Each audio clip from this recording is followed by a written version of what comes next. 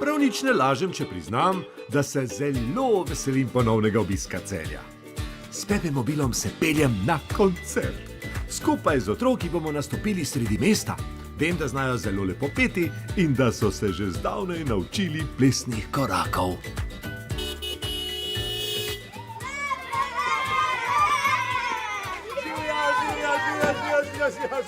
Evo, tukaj sem.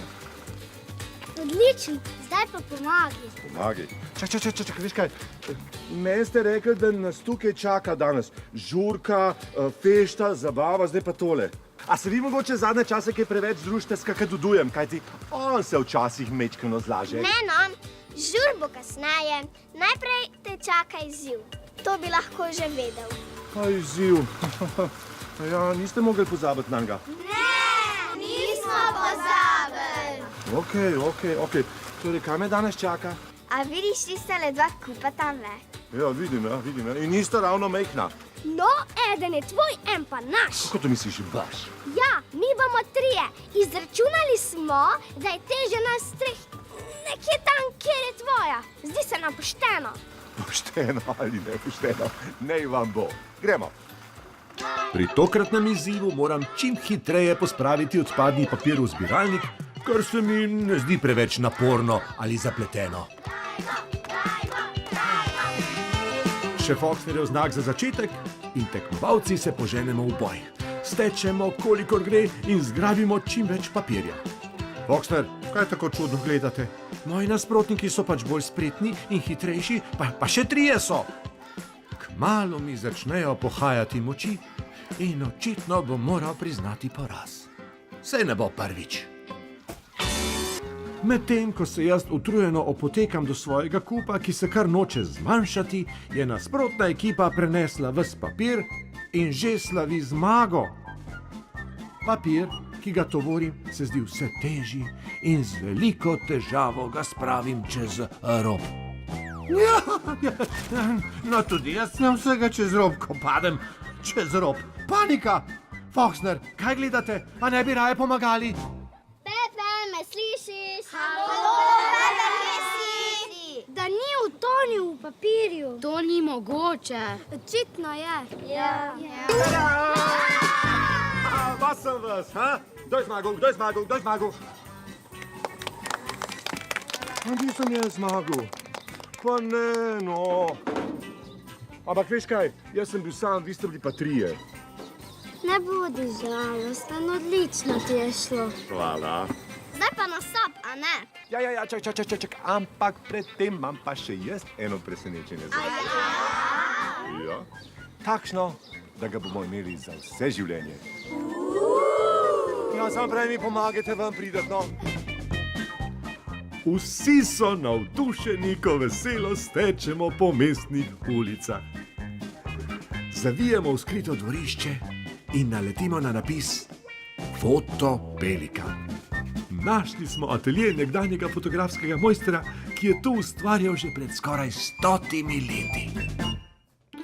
Vstopimo v pravljični svet starinskih kamer in fotografskih pripomočkov, pozabljene dediščine nekdanje mestne gospode, starih oblačil in modnih dodatkov babic in dedkov. Zdi se, da se je tu ustavil čas. Takoj se dogovorimo, da bomo naredili skupinsko fotografijo. Tako za spomin. Ko pride še fotografski mojster, se držimo skrajno resno in zelo dostojanstveno, saj delamo posnetek za zgodovino. Vsi naenkrat rečemo sir in počakamo nekaj sekund, ki jih dobra stara kamera potrebuje, da opravi svoje delo in nas poslika. Smo lepi, kaj ne?